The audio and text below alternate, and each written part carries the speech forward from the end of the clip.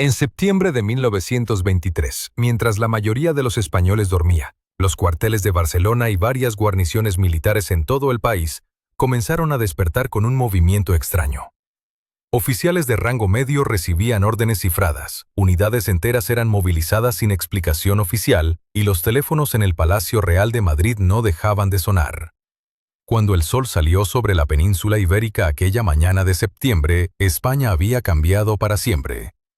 Un general hasta entonces, poco conocido, Miguel Primo de Rivera, se había convertido en dictador. La versión oficial habló de un golpe militar patriótico, de un hombre que salvó a España del caos y la anarquía.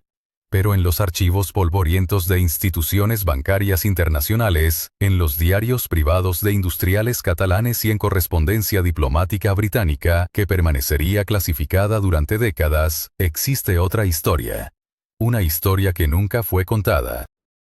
¿Qué pasaría si les dijera que el golpe de Primo de Rivera no fue realmente español? ¿Qué dirían si supieran que documentos recientemente desclasificados muestran reuniones secretas en Londres, París y Nueva York meses antes de aquella septiembre fatídica? En las cámaras acorazadas del Banco de España aún reposan registros de transferencias millonarias realizadas en las semanas previas al golpe, dinero cuyo origen nunca fue revelado públicamente. Cartas privadas entre magnates petroleros norteamericanos mencionan inversiones estratégicas en estabilidad mediterránea, justo cuando España se hundía en huelgas y violencia callejera. Miguel Primo de Rivera era un militar de carrera, un hombre de 63 años con una trayectoria respetable pero no excepcional. No era un genio político ni un estratega brillante. Entonces, ¿cómo logró orquestar un golpe de Estado que funcionó con precisión de relojería suizo? ¿Cómo convenció al rey Alfonso XIII para que lo respaldara cuando otros generales con más poder habían fracasado antes? La respuesta no está en los libros de historia oficial. Está en los nombres que fueron cuidadosamente borrados de los registros, en las fortunas que se multiplicaron misteriosamente después de septiembre de 1923, en los cadáveres de quienes sabían demasiado y murieron en circunstancias extrañas. Esta es la historia del mayor encubrimiento político del siglo XX español. Una conspiración de silencio que duró generaciones. La primera persona en comprender que algo extraordinario estaba ocurriendo no fue un político ni un general, sino una mujer cuyo nombre casi nadie recuerda hoy. María Dolores Sánchez trabajaba como telefonista en el edificio central de comunicaciones de Madrid, y aquella noche, del 12 al 13 de septiembre de 1923, su turno debía terminar a las 2 de la madrugada. Pero las líneas no paraban de arder con llamadas cifradas que conectaban Barcelona con Madrid, Zaragoza con Valencia, Sevilla con puntos desconocidos en el norte. María Dolores memorizó algunas frases que escuchó accidentalmente, fragmentos que sonaban como órdenes militares, pero que utilizaban un lenguaje extrañamente comercial. 30 años después, poco antes de morir en un oscuro accidente de tranvía en 1953, confesó a su sobrina que aquella noche había conectado más de 200 llamadas urgentes entre las 11 de la noche y las 4 de la madrugada. Todas procedían de números privados que no figuraban en ningún registro oficial. Miguel Primo de Rivera, el hombre que supuestamente organizó el golpe militar desde Barcelona, había cenado tranquilamente en el Hotel Colón aquella noche con 3 industriales catalanes. Los camareros recordarían después que el general parecía relajado, casi indiferente, como si no tuviera la menor preocupación en el mundo. Bebió champán francés, fumó puros habanos, rió a carcajadas con sus invitados hasta pasada la medianoche. Uno de esos camareros, Jesús Montiel, declaró décadas más tarde en una entrevista que nunca fue publicada que el general había recibido exactamente una llamada telefónica durante toda la velada, cerca de las 11:30, y que tras escuchar durante apenas 20 segundos había colgado sin pronunciar una sola palabra. Después había regresado a la mesa sonriendo y había pedido otra botella de Moet. Mientras tanto, en Madrid, el rey Alfonso XIII se encontraba oficialmente descansando en el Palacio de la Granja, a más de 80 kilómetros de la capital. Sin embargo, el registro de movimientos del personal de Palacio revela algo inquietante. El jefe de seguridad real, el comandante Eugenio Fernández, firmó un documento rutinario de inspección en la granja a las 9 de la noche del día 12. Pero ese mismo comandante Fernández aparece firmando otro documento en el Palacio Real de Madrid apenas 6 horas después, a las 3 de la madrugada del día 13. La distancia entre ambos lugares hacía físicamente imposible ese desplazamiento en ese tiempo con los automóviles de la época. A menos que alguien hubiera falsificado una de esas firmas o que Fernández nunca hubiera estado realmente en la granja. Los archivos del Ministerio de Guerra contienen un informe curioso fechado el 14 de septiembre de 1923, apenas 24 horas después del golpe. El documento, clasificado como altamente confidencial durante más de 40 años, lleva el sello del Servicio de Inteligencia Militar y está firmado por un tal Coronel Sandoval, un nombre que no aparece en ningún otro registro militar de la época. El informe describe con precisión milimétrica los movimientos de tropas que se produjeron durante el golpe. Pero lo verdaderamente inquietante es que está redactado en tiempo futuro, como si fuera un plan y no un informe posterior. Las unidades mencionadas, los horarios, las rutas, todo coincide exactamente con lo que ocurrió, como si alguien hubiera escrito la historia antes de que sucediera. En Barcelona, un periodista inglés llamado Thomas Whittaker se encontraba de paso aquellos días, trabajando en un reportaje sobre la industria textil catalana. Su diario personal, descubierto en 1987 entre las pertenencias de su nieta en Londres, contiene una anotación extraña del 11 de septiembre, 2 días antes del golpe. Whittaker describe cómo fue abordado en el cajé de su hotel por un hombre elegante que hablaba un inglés perfecto y que le advirtió que abandonara Barcelona antes del día 13, porque iba a producirse un cambio significativo en el gobierno español. El hombre no dio más explicaciones, pagó el café de Whittaker y desapareció entre la multitud. Whittaker no hizo caso de la advertencia, pero cuando el golpe efectivamente ocurrió, pasó los siguientes 3 días intentando sin éxito identificar a aquel misterioso informante. Nadie en el consulado británico, nadie en los círculos periodísticos, nadie en absoluto reconoció la descripción del hombre. Los bancos también sabían algo. Las transacciones bancarias de los días previos al golpe muestran un patrón extraño. Entre el 8 y el 11 de septiembre, exactamente 5 días antes del pronunciamiento militar, se produjeron transferencias significativas desde cuentas bancarias españolas hacia Suiza y París. Los montos no eran astronómicos, pero sí lo suficientemente grandes como para llamar la atención, movimientos que oscilaban entre 50.000 y 200.000 pesetas. Lo verdaderamente inquietante es que esas transferencias cesaron completamente el día 12, como si alguien hubiera dado una orden de detenerlas. Y más inquietante aún, muchas de esas mismas cuentas recibieron importantes inyecciones de capital en las semanas posteriores al establecimiento del directorio militar. Existe un testigo que nunca quiso hablar públicamente, pero cuyo testimonio quedó registrado en una carta privada custodiada en los archivos de la familia Romanones. El conde de Romanones, político liberal y figura destacada de la época, recibió en octubre de 1923 una misiva de su primo hermano, un funcionario de alto rango en el Ministerio de Estado, cuya identidad permanece oculta tras las iniciales JMR. En esa carta, el funcionario describe una reunión secreta que habría tenido lugar en agosto de ese mismo año, casi un mes antes del golpe, en una finca privada cerca de El Escorial. Según el testimonio, asistieron a esa reunión representantes de la banca, del ejército, de la iglesia y al menos 2 miembros de la familia real. El propósito era discutir la viabilidad de un cambio de régimen que trajera orden a un país sumido en el caos de la guerra de Marruecos y las revueltas sociales.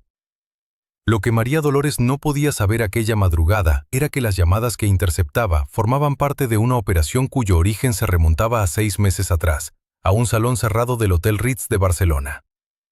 Allí, en la noche del 16 de marzo de 1923, se reunieron hombres cuyos nombres jamás aparecerían en los libros de historia oficial. No eran militares de uniforme ni políticos de tribuna, eran otros, los que mueven los hilos desde habitaciones sin ventanas. El primero en llegar fue un industrial textil catalán llamado Josep Bertrand i Musitu.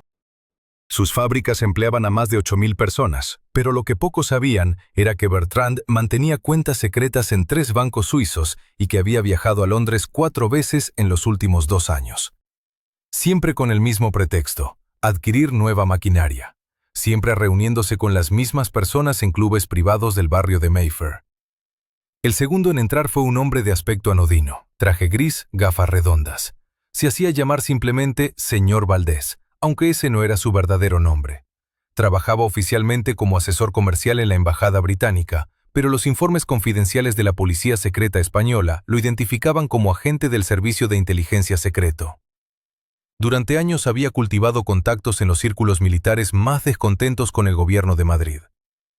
El tercero llegó con 20 minutos de retraso. Alto, elegante, con bigote cuidadosamente recortado. Era el general Miguel Primo de Rivera, capitán general de Cataluña, hombre conocido por su lenguaje directo y sus simpatías monárquicas. Pero aquella noche no vestía uniforme. Llevaba un abrigo civil que le daba aspecto de próspero hombre de negocios. La reunión duró 3 horas. No existe acta oficial. Los camareros del Ritz recibieron la orden de no acercarse al salón, pero sí existe un documento que permaneció oculto en los archivos del Foreign Office británico hasta el año 2003, cuando finalmente fue desclasificado. Un telegrama cifrado enviado desde Barcelona a Londres el 17 de marzo de 1923. Decía simplemente: Operación Centinela, contacto establecido, sujeto receptivo, proceder según lo planeado. ¿Qué significaba exactamente Operación Centinela? Es algo que los historiadores oficiales prefieren no discutir, pero los documentos desclasificados revelan algo inquietante. Durante los meses de abril, mayo y junio de ese año, se registraron transferencias bancarias inusuales desde cuentas en la City londinense hacia bancos españoles. Sumas considerables. Cantidades suficientes para financiar una campaña política o, si fuera necesario, una acción militar. Los beneficiarios finales de esas transferencias nunca fueron identificados oficialmente. En mayo de ese mismo año ocurrió algo extraño. Un periodista catalán llamado Ramón Casals publicó en un pequeño diario de Barcelona un artículo donde sugería que ciertos círculos financieros extranjeros estaban buscando desestabilizar el gobierno español. El artículo apareció un martes. El viernes siguiente, Casals fue encontrado muerto en su apartamento. La policía dictaminó suicidio por inhalación de gas, pero varios colegas del periodista afirmaron que Casals estaba de buen ánimo, que acababa de comprometerse en matrimonio, que había comprado billetes para unas vacaciones en San Sebastián. Un suicidio no tenía sentido. Los archivos policiales sobre el caso Casals desaparecieron misteriosamente en 1924. Nadie pudo explicar cómo ni por qué. Simplemente se esfumaron. Mientras tanto, Primo de Rivera intensificaba sus contactos con otros generales. No lo hacía abiertamente. Las reuniones se celebraban en fincas privadas, en casinos de provincias, en salones de clubes exclusivos. Poco a poco, con paciencia metódica, construía una red de apoyos militares. Pero necesitaba algo más que generales. Necesitaba dinero. Y necesitaba el visto bueno de alguien muy poderoso. En julio de 1923, el rey Alfonso XIII realizó una visita sorpresa a Barcelona. Oficialmente venía a presidir unas maniobras militares. Extraoficialmente se alojó en el palacio del capitán general, con Primo de Rivera, durante 3 días. Las conversaciones que mantuvieron ambos hombres jamás fueron registradas. No hay actas, no hay testigos directos dispuestos a hablar. Pero lo que ocurrió después habla por sí solo. A finales de agosto, un banquero madrileño llamado Eduardo Aunós recibió en su despacho la visita de 2 hombres. Uno era español, el otro claramente extranjero, con acento británico apenas disimulado. Le propusieron participar en una inversión de alto rendimiento. Los detalles eran vagos, pero las garantías parecían sólidas. Aunós, hombre prudente, preguntó quién respaldaba la operación. La respuesta le dejó helado. Personas muy cercanas a la corona. Aunós aceptó. 3 semanas después, realizó una transferencia de fondos considerables a una cuenta en Ginebra. Nunca volvió a ver ese dinero, pero tampoco lo reclamó. Porque el 12 de septiembre, cuando el golpe se consumó, Aunós comprendió exactamente para qué había servido su inversión, y comprendió también que reclamar sería extremadamente peligroso para su salud. Existe otro documento, una carta privada escrita por un diplomático francés destinado en Madrid. La carta, fechada el 20 de septiembre de 1923, describe una conversación que el diplomático mantuvo con un alto funcionario del Ministerio de Estado español. El funcionario, cuyo nombre aparece tachado en el documento, le confió algo sorprendente. El golpe de Primo de Rivera no había sido una improvisación de última hora. Había sido cuidadosamente planificado durante meses. Y contaba con apoyos financieros internacionales cuya identidad exacta resultaba imposible rastrear. La carta termina con una frase escalofriante. Me pregunto si alguna vez sabremos quién movió realmente las piezas en este tablero. Y me pregunto si conviene saberlo. El diplomático francés que escribió esa carta se llamaba Pierre Daumier. 6 meses después de redactarla, fue trasladado repentinamente a un destino sin importancia en el norte de África. Oficialmente, por motivos administrativos. Extraoficialmente, porque había hecho demasiadas preguntas incómodas. Daumier jamás volvió a escribir sobre España. Murió en 1932 en Argelia, en circunstancias que el informe médico describió como fiebre tropical. Tenía 43 años y gozaba de excelente salud antes de su súbita enfermedad. Mientras Europa entraba en el otoño de 1923, Primo de Rivera consolidaba su poder. Pero en las sombras, otros observaban con atención. La habitación 214 del Hotel Ritz de Barcelona guardaba un secreto que transformaría el destino de España. Pero aquellos hombres, reunidos en la madrugada del 16 de marzo, no eran los verdaderos arquitectos del plan. Eran simplemente ejecutores. Los cerebros detrás de la operación nunca pisaron suelo español, y sus nombres permanecen ocultos hasta hoy en archivos que ningún historiador ha conseguido consultar. El primero en llegar al Ritz aquella noche fue Francesc Cambó, banquero catalán cuya fortuna se estimaba en cifras que harían sonrojar a los monarcas europeos. Su conexión con ciertos círculos financieros de Londres y París era conocida por muy pocos. Lo que nadie sabía era que llevaba en su maletín de cuero italiano un documento firmado 3 semanas antes en una residencia privada de Ginebra. El documento no tenía membrete, no llevaba sello oficial, pero las 7 firmas al pie de la última página representaban un poder económico equivalente al presupuesto anual de 3 naciones medianas. A las 2 de la madrugada llegó el segundo invitado. Eduardo Dato había sido presidente del Consejo de Ministros hasta su asesinato 2 años atrás, pero su hermano menor, Alfonso Dato Iradier, heredó algo más que el apellido.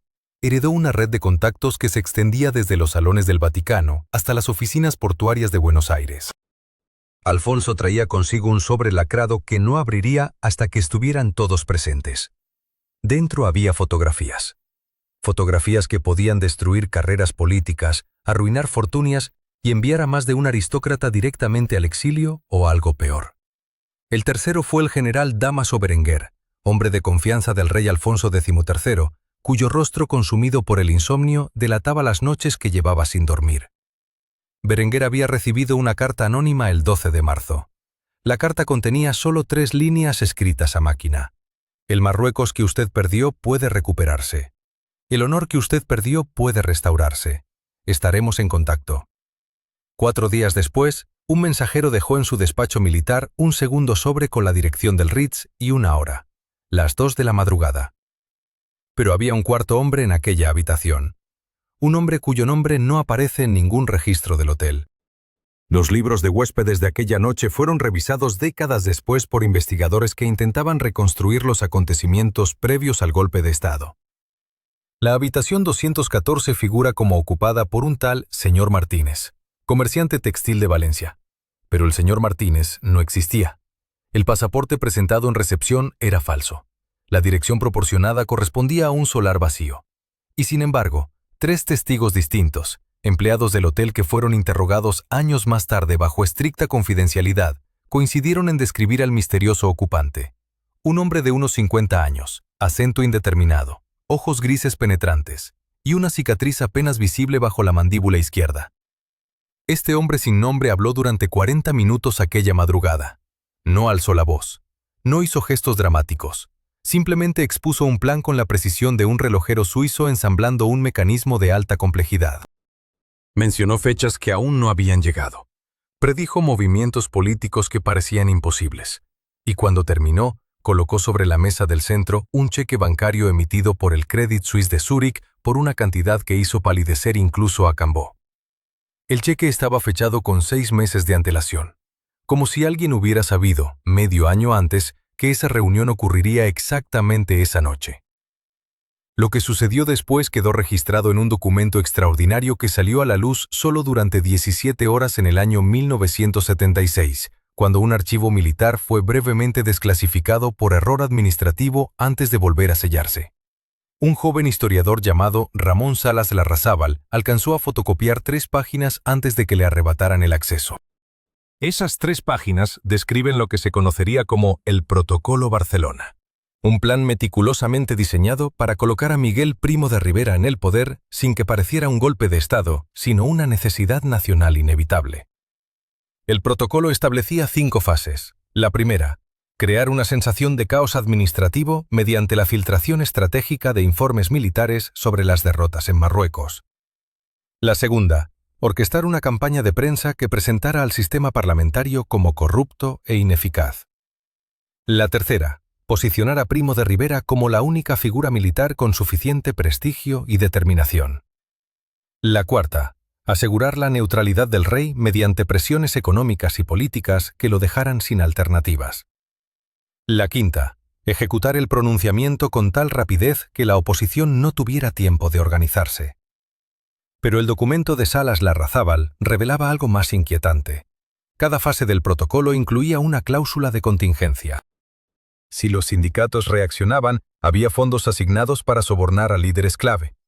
Si la prensa mostraba resistencia, había periodistas ya comprados listos para cambiar el tono de las noticias. Si el rey vacilaba, existía un archivo completo de información comprometedora sobre la Casa Real que podía filtrarse a periódicos extranjeros. Nada se dejaba al azar. Cada movimiento tenía una contrajugada preparada. Francesc Cambó salió del Ritz a las 4:23 de la madrugada. Un portero nocturno lo vio subir a un automóvil negro que arrancó inmediatamente hacia la carretera de Francia. Cambó cruzaría la frontera esa misma mañana. Su destino, París.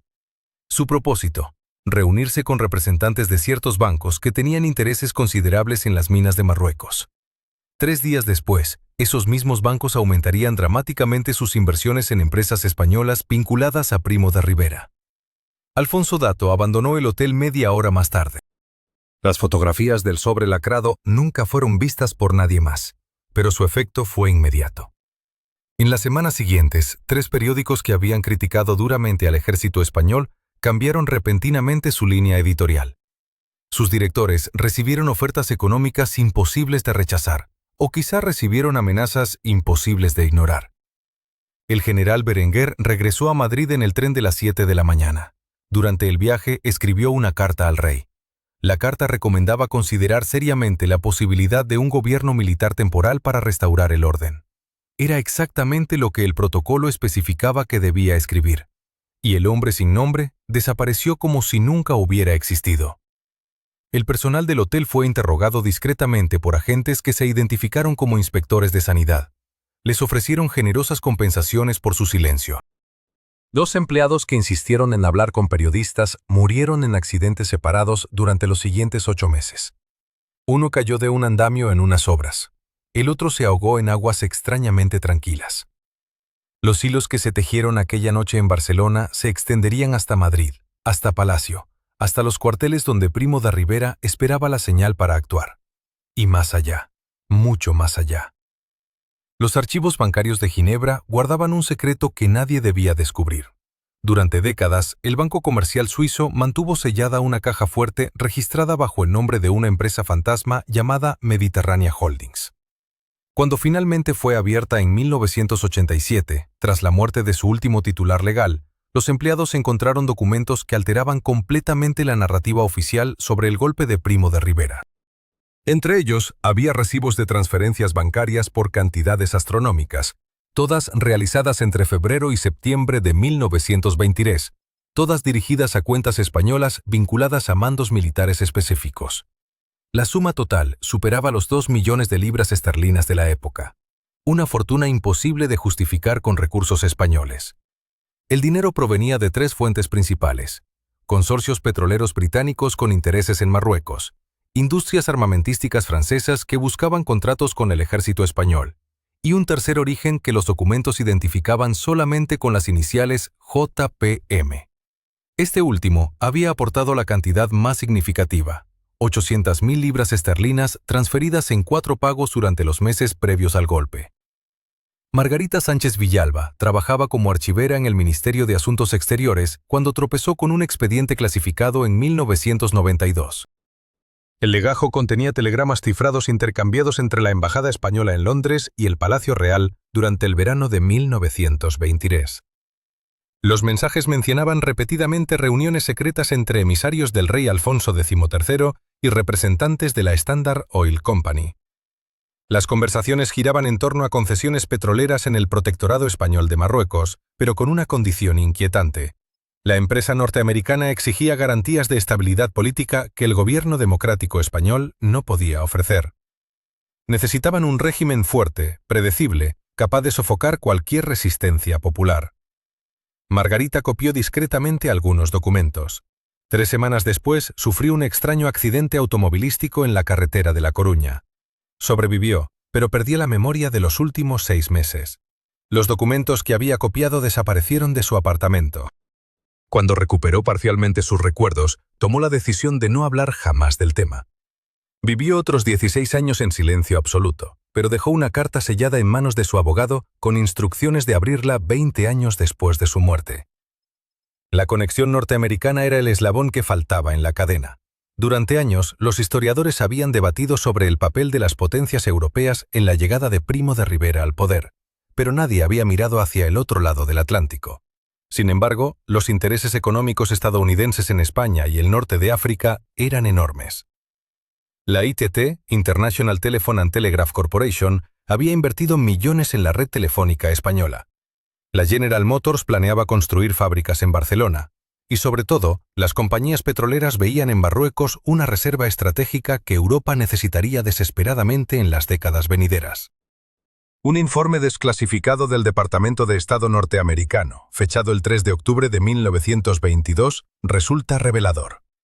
En él, el embajador estadounidense en Madrid, Cyrus Woods, escribía textualmente: «La situación política española es insostenible. Los sindicatos controlan las calles de Barcelona, los separatistas catalanes amenazan la unidad nacional, y el ejército está desmoralizado tras el desastre de Anual. Nuestros intereses comerciales requieren un cambio de gobierno. Un régimen militar podría ofrecer la estabilidad que necesitamos para operar con seguridad». Pero había un nombre que aparecía una y otra vez en documentos dispersos, nunca en lugar prominente, siempre al margen, como una firma ilegible al pie de contratos importantes. Sir Basil Thomson, exdirector de Scotland Yard y especialista en inteligencia política, había visitado España en 4 ocasiones entre 1922 y 1923. Oficialmente venía como consultor de seguridad para empresas británicas. Extraoficialmente, se reunía con militares españoles descontentos, les ofrecía asesoramiento sobre técnicas de golpe de Estado y evaluaba quién podría convertirse en el líder adecuado para los intereses anglosajones. Thomson murió en circunstancias extrañas en 1995. Fue encontrado en un parque londinense con una mujer no identificada, víctima aparente de un ataque cardíaco. La versión oficial hablaba de un encuentro romántico clandestino, pero sus papeles personales, vendidos años después en una subasta, contenían notas manuscritas sobre España que planteaban preguntas inquietantes. En una de ellas, fechada en agosto de 1923, había escrito: «Primo será perfecto. Ambicioso pero controlable. Necesita dinero y prestigio. Podemos darle ambas cosas a cambio de acceso». ¿Acceso a qué exactamente? Los documentos marroquíes proporcionan la respuesta.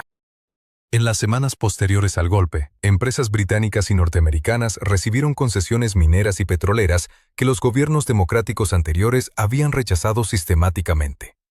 Los contratos fueron firmados sin licitaciones públicas, sin debates parlamentarios, sin la más mínima supervisión.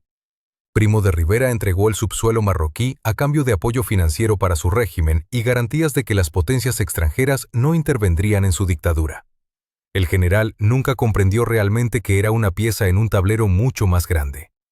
La mañana del 17 de septiembre de 1923, pocas horas después de que las tropas de Primo de Rivera tomaran Barcelona sin resistencia, un telegrama cifrado llegó al despacho del embajador británico en Madrid. El mensaje, firmado con las iniciales VH, contenía únicamente una frase en francés antiguo que pocos podrían descifrar.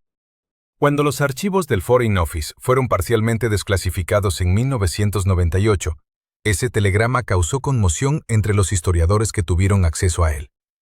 La frase traducida decía simplemente: «El caballo ha entrado en Troya.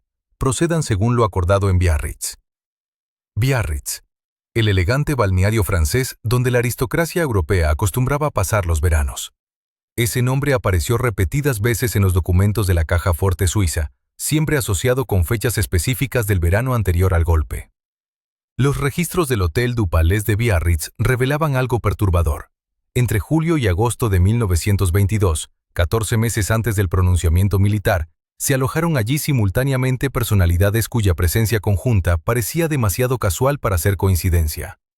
Un industrial catalán vinculado a la producción de armamento. Un banquero alemán con conexiones en la banca Morgan.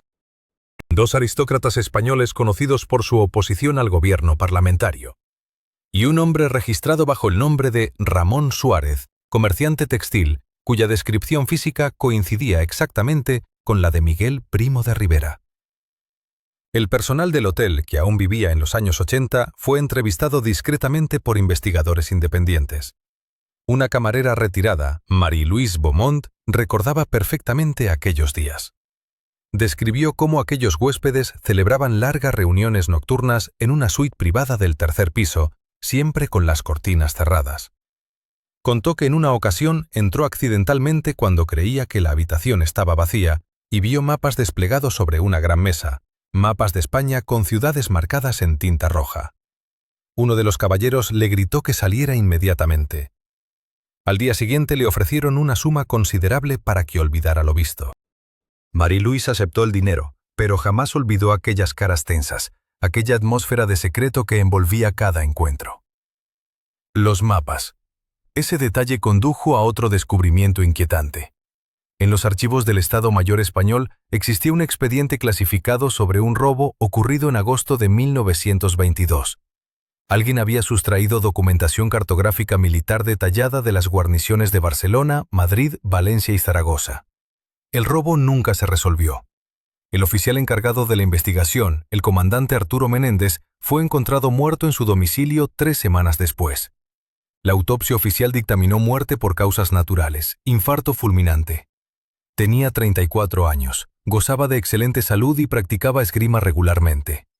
Su viuda insistió hasta su muerte en que su marido le había comentado días antes de fallecer que había descubierto algo grave, algo que involucraba a personas muy poderosas.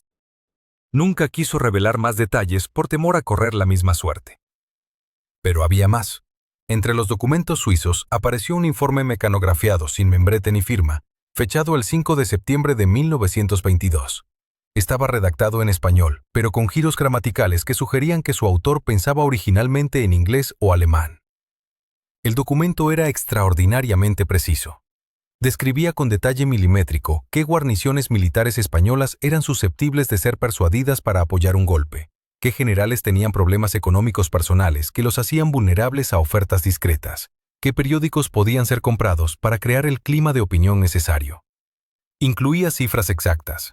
Tanto dinero para este coronel, tanto para aquel director de periódico, tanto para financiar manifestaciones callejeras que justificaran la intervención militar.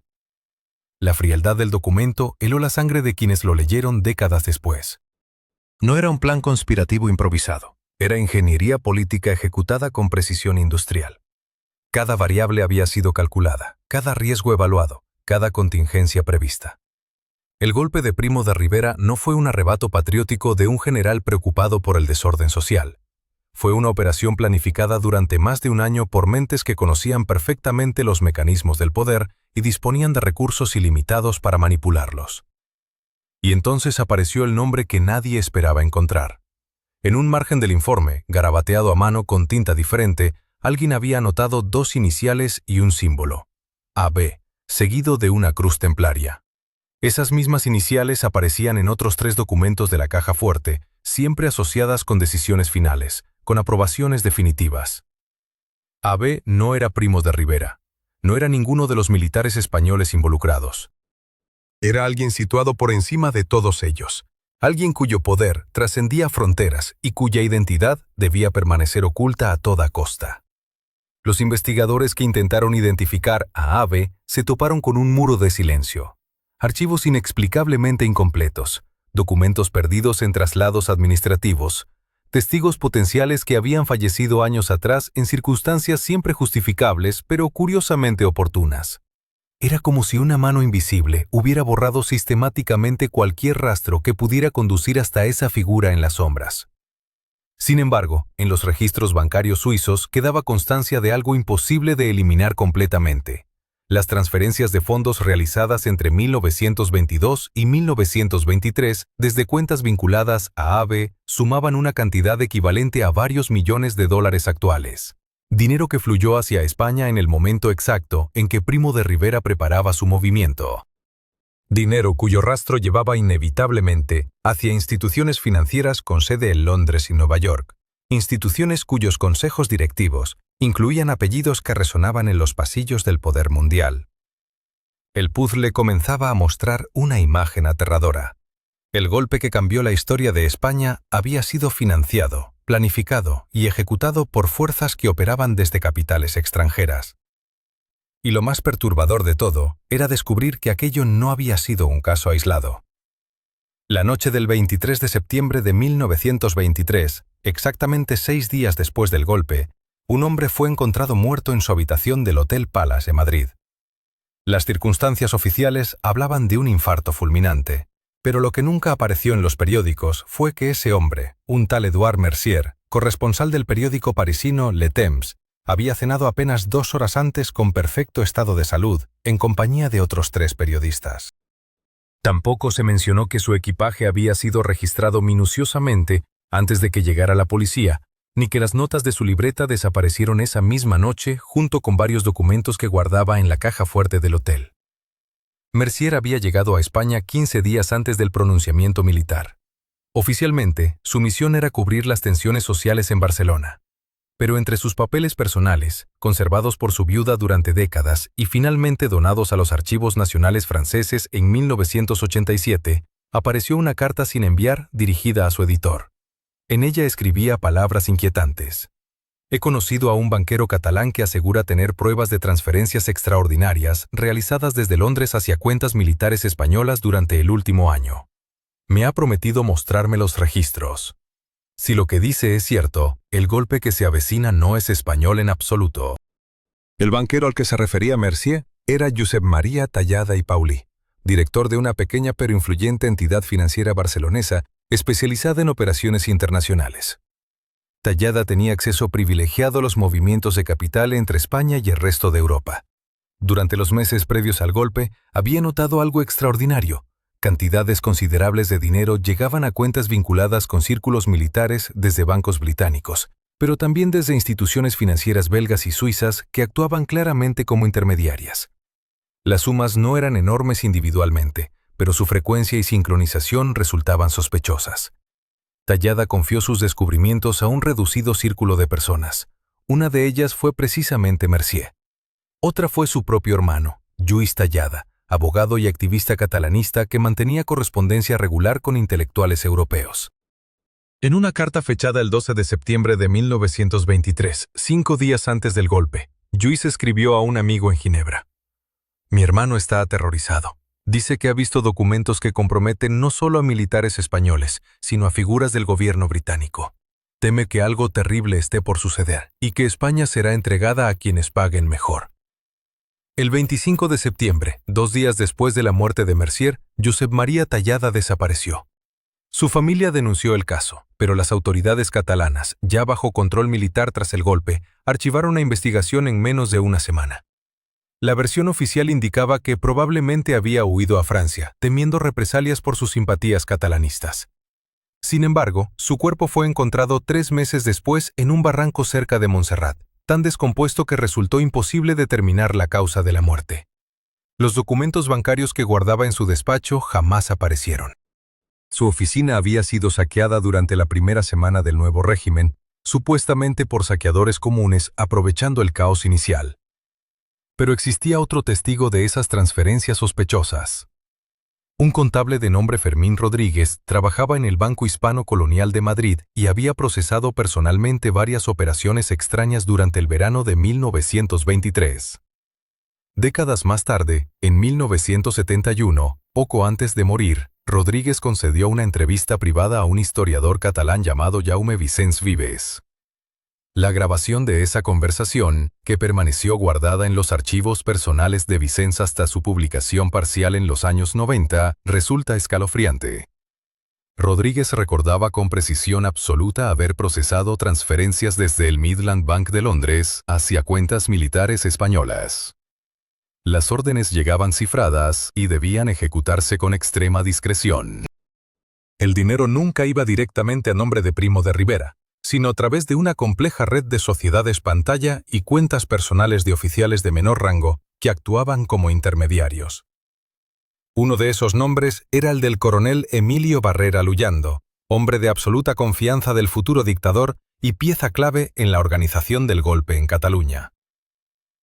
La pregunta que Rodríguez no pudo responder, pero que atormentó sus últimos años, era simple. ¿Quién ordenaba esas transferencias desde Londres?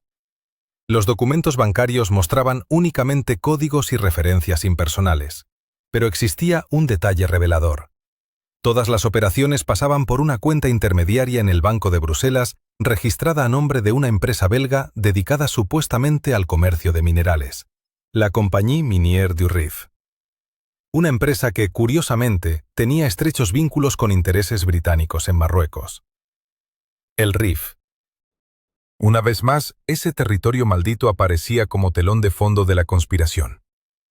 Las minas de hierro del Rif marroquí eran codiciadas por varias potencias europeas, pero especialmente por Gran Bretaña, que veía en ellas un recurso estratégico fundamental para su industria armamentística. El problema era que esas minas estaban en territorio controlado por las cabilas rebeldes de Abd el-Krim, el líder rifeño que había humillado al ejército español en Anual 2 años antes. Cualquier intento de explotación comercial requería primero una pacificación militar definitiva de la zona, y España, sumida en el caos político y la debilidad gubernamental, parecía incapaz de lograrlo.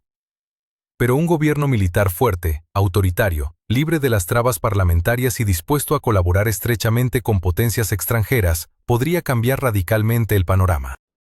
Primo de Rivera no ocultaba su admiración por los métodos expeditivos, ni su disposición a trabajar con quien fuera necesario para restaurar el prestigio militar español en Marruecos. Y detrás de esa disposición, detrás de las palabras grandilocuentes sobre el honor nacional y la regeneración de España, se movían intereses que no tenían nada de patrióticos. Los archivos de la Compagnie Minière du Rif, parcialmente conservados en Bruselas, muestran que durante los meses posteriores al golpe de Primo de Rivera, la empresa intensificó dramáticamente sus gestiones para obtener concesiones mineras en el norte de Marruecos. Sus principales accionistas eran empresarios belgas y franceses, pero los verdaderos beneficiarios finales permanecían ocultos tras un laberinto de sociedades holding registradas en paraísos fiscales de la época. Investigadores contemporáneos han rastreado esos vínculos hasta llegar a nombres que resultan profundamente inquietantes. Algunos de los mismos círculos financieros londinenses que habían financiado operaciones militares británicas en Oriente Medio y que mantenían estrechas relaciones con el Foreign Office. Todo encajaba con una precisión casi matemática. El golpe no había sido improvisado, ni respondía únicamente a las ambiciones personales de un general megalómano. Era la culminación de meses de preparación discreta, de contactos secretos, de dinero fluyendo silenciosamente hacia quienes debían ejecutar el plan. Y cuando llegó el momento decisivo, cuando las tropas tomaron Barcelona sin disparar un solo tiro, y el rey aceptó mansamente la dictadura, todo estaba tan bien coordinado que resultaba imposible atribuirlo a la mera casualidad o al carisma de un militar audaz. Demasiadas piezas habían sido colocadas en su sitio con anticipación, demasiados obstáculos habían desaparecido convenientemente del camino. La autopsia de Edouard Mercier nunca se realizó oficialmente. El cuerpo fue embalsamado con una rapidez sospechosa y enviado a Francia en un tren especial que partió de la estación de Atocha apenas 36 horas después del hallazgo. Lo que muy pocos supieron entonces fue que el vagón que transportaba el féretro había sido reservado y pagado 3 días antes de la muerte del periodista. 3 días antes. El recibo, que apareció décadas más tarde en los archivos del Ministerio de Asuntos Exteriores francés, llevaba una firma ilegible y un sello que no pertenecía a ninguna institución conocida. Pero el círculo se cerraba de manera aún más perturbadora. Entre los papeles personales que la viuda de Mercier recibió junto al cadáver, faltaba precisamente su cuaderno de notas profesional. Ese cuaderno de tapas de cuero marrón que jamás abandonaba, y en el que, según declararon sus colegas periodistas, había estado escribiendo febrilmente durante los días previos al golpe. Una de esas colegas, la corresponsal británica Helen Cartwright, afirmó años después en sus memorias que Mercier le había mostrado fotografías de un documento extraordinario. un documento que demostraba que las negociaciones para el golpe no habían comenzado en septiembre, sino mucho antes. Mucho antes. En los archivos del Banco de España, custodiados bajo 7 niveles de clasificación durante casi 80 años, existe un expediente marcado con las iniciales EMR. El expediente contiene registros de transferencias bancarias realizadas entre enero y agosto de 1923. Transferencias cuantiosas, millones de pesetas que viajaban desde cuentas en Ginebra y Londres hacia destinos aparentemente inocuos en Barcelona y Madrid. Las cuentas receptoras pertenecían a empresas fantasma que dejaron de existir exactamente una semana después del golpe. Todas y cada una de ellas. Lo verdaderamente escalofriante es que esas mismas empresas habían sido registradas apenas 2 meses antes por un abogado llamado Fernando Osorio y Gallardo, hombre de confianza de ciertos círculos industriales catalanes. Osorio murió en circunstancias extrañas en 1926, cayendo por las escaleras de su propia casa en una noche sin luna. Su secretaria personal desapareció esa misma semana, y nunca más se supo de ella. Los archivos de su bufete fueron incautados por orden judicial y permanecieron sellados hasta 1978. Pero hay algo más, algo que conecta todos estos hilos sueltos de manera aterradora. En los días inmediatamente posteriores al golpe, un nombre comenzó a circular entre los círculos diplomáticos europeos. Un nombre pronunciado siempre en voz baja, en habitaciones cerradas, lejos de oídos indiscretos. Ese nombre era el de Sir Basil Thomson, ex jefe del Servicio de Inteligencia británico, un hombre con conexiones tan profundas en el mundo del espionaje internacional, que incluso después de su retiro oficial, seguía siendo considerado una de las mentes más peligrosas de Europa. Thomson había estado en Madrid, no una vez, sino 3 veces durante el año anterior al golpe. Las fechas de sus visitas, recuperadas de los registros de inmigración española que sobrevivieron milagrosamente a la guerra civil, coincidían perfectamente con momentos clave. La primera vez en febrero, cuando comenzaron las huelgas masivas en Barcelona. La segunda en mayo, justo cuando el descontento militar alcanzó su punto crítico. La tercera apenas 2 semanas antes del golpe definitivo. En cada ocasión, Thomson se hospedó en el mismo hotel discreto del barrio de Salamanca. En cada ocasión, recibió visitas nocturnas de personas cuyas identidades nunca fueron registradas en los libros de entrada. Personas que llegaban en automóviles sin matrícula y que abandonaban el edificio antes del amanecer. El portero nocturno del hotel, un anciano llamado Jacinto Ruiz, confesó años después a su nieto que reconoció entre esos visitantes a oficiales de alta graduación del ejército. Oficiales que vestían de civil, pero cuya postura militar los delataba de inmediato. Jacinto Ruiz murió en 1924, atropellado por un tranvía en plena Puerta del Sol, en circunstancias que el conductor nunca pudo explicar coherentemente. El conductor, por cierto, abandonó España 3 días después del accidente y jamás regresó. Lo que Thomson buscaba en Madrid quedó documentado de manera fragmentaria en un informe que apareció en los archivos desclasificados del Foreign Office británico en el año 2005. El informe, fechado el 5 de octubre de 1923, llevaba el sello de Alto Secreto y estaba dirigido al primer ministro Stanley Baldwin.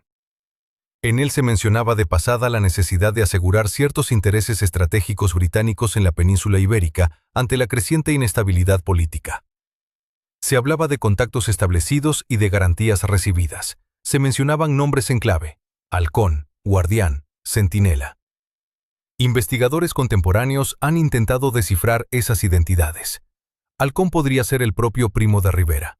Guardián encajaba demasiado bien con la descripción del general Sanjurjo, pero Centinela. Centinela era el enigma mayor. Un enigma que apuntaba hacia alguien aún más poderoso. Alguien capaz de coordinar todo el entramado desde las sombras. Y mientras estos hilos se tejían en la oscuridad, mientras los muertos se acumulaban discretamente y los documentos desaparecían como por arte de magia, quedaba flotando en el aire una pregunta que nadie se atrevía a formular en voz alta. Una pregunta que, sin embargo, ya había comenzado a tener respuesta en los círculos más íntimos del poder español, esos círculos donde se decidían los destinos de millones sin que nadie fuera consultado, sin que nadie pudiera siquiera imaginar la magnitud de la conspiración que se había desplegado ante sus propios ojos. El dossier que nunca debió existir llegó a manos del historiador catalán Pere Vilanova en la primavera de 1979, apenas 4 años después de la muerte de Franco. Vilanova trabajaba entonces en los archivos del antiguo Ministerio de la Gobernación, clasificando documentación de los años 20 que había permanecido sellada durante medio siglo. Entre carpetas polvorientas con informes rutinarios sobre huelgas y disturbios, encontró una caja metálica sin catalogar. Dentro había un sobre lacrado con el escudo real de Alfonso XIII y una anotación manuscrita que decía simplemente: «Para ser destruido sin abrir en caso de mi abdicación o muerte». El rey nunca había regresado para cumplir esa orden. El contenido del sobre era un informe mecanografiado de 17 páginas, sin firma ni membrete oficial, fechado el 1 de octubre de 1923, 5 días después del golpe de Estado de Primo de Rivera. El documento comenzaba con una declaración que helaba la sangre. Los acontecimientos del 13 de septiembre se desarrollaron exactamente según lo planeado en la Conferencia de París del mes anterior. La participación de Su Majestad quedó efectivamente oculta gracias a la eliminación del testigo francés. Vilanova leyó el informe completo aquella noche en su piso de Barcelona, con las cortinas cerradas y sin atreverse a encender más que una lámpara de escritorio. Lo que tenía ante sus ojos era la descripción detallada de una conspiración que involucraba no solo a la monarquía española y al alto mando militar, sino a intereses bancarios internacionales, compañías petroleras británicas y servicios de inteligencia de 3 países. Según el documento, la conferencia de París a la que se refería había tenido lugar en el Hotel Ritz entre el 7 y el 9 de agosto de ese año. Los participantes incluían al propio Miguel Primo de Rivera, todavía entonces capitán general de Cataluña, 2 enviados personales del rey que viajaron con pasaportes falsos, un representante del Banco de Inglaterra y un hombre identificado solo como el coronel M, descrito como enlace de inteligencia franco-británico. El propósito de aquella reunión secreta, según revelaba el informe, era coordinar los últimos detalles del golpe militar que debía instaurar una dictadura en España. Pero la razón no era ideológica ni patriótica, era puramente económica. Las compañías petroleras británicas y francesas habían identificado indicios de importantes yacimientos de petróleo en el protectorado español de Marruecos, específicamente en la región del Rif que los rifeños de Abd el-Krim controlaban entonces. El desastre de Anual, que había costado la vida a más de 8.000 soldados españoles en 1921, no había sido solo una derrota militar. Había sido una catástrofe financiera que impedía la exploración petrolera que ciertos intereses consideraban urgente. La democracia parlamentaria española, caótica e inestable, resultaba un obstáculo. Los debates en las Cortes sobre las responsabilidades del desastre amenazaban con exponer conexiones financieras embarazosas. Se necesitaba un gobierno fuerte, autoritario, capaz de sofocar las investigaciones parlamentarias y de lanzar una campaña militar definitiva en Marruecos que asegurara el control del territorio. Primo de Rivera era el hombre perfecto, militar prestigioso, monárquico convencido y, según el informe, financieramente motivado por deudas de juego que ascienden a una suma considerable. El documento detallaba incluso las cantidades. Primo de Rivera recibiría un préstamo personal de 500.000 libras esterlinas, sin intereses ni fecha de devolución, depositadas en una cuenta del Banco Suizo en Ginebra. A cambio, garantizaría que tras el golpe, las concesiones de exploración petrolera en Marruecos se otorgarían exclusivamente a un consorcio franco-británico. El rey Alfonso recibiría compensación apropiada, mediante inversiones en su nombre en las compañías beneficiarias. Vilanova sabía que tenía en sus manos dinamita histórica. Pero también sabía que publicar ese documento en 1979, con la transición todavía frágil y el rey Juan Carlos intentando consolidar la democracia, podría desatar una crisis institucional catastrófica. Decidió hacer copias y ocultarlas en lugares separados. Guardó el original en una caja de seguridad bancaria y comenzó discretamente a buscar corroboración en otros archivos. La encontró en Londres 6 meses después. Los archivos del Foreign Office contenían telegramas cifrados entre la Embajada Británica en Madrid y Whitehall durante septiembre de 1923. Uno de ellos, fechado el 14 de septiembre, decía: Operación Corona culminada con éxito. Nuevo gobierno garantiza cooperación en asunto M. La letra M aparecía subrayada 2 veces, pero Pere Vilanova nunca llegó a publicar su investigación. El 22 de marzo de 1981, apenas 2 semanas antes de que planeara presentar sus hallazgos en un congreso de historiadores en Salamanca, su automóvil se salió de la carretera en un tramo recto cerca de Vic. El informe forense dictaminó fatiga del conductor, como causa probable. Tenía 42 años y, según su esposa, había dormido 9 horas la noche anterior al accidente. El maletín que siempre llevaba consigo, conteniendo sus notas de investigación, desapareció del lugar del siniestro antes de que llegara la policía. Las copias que Vilanova había ocultado permanecieron dispersas durante años. Una de ellas llegó eventualmente a un periodista de investigación que, previendo problemas, la digitalizó y la distribuyó encriptada a varios colegas de confianza en el extranjero. Así fue como el informe sobrevivió, fragmentado, oculto, esperando el momento adecuado para emerger.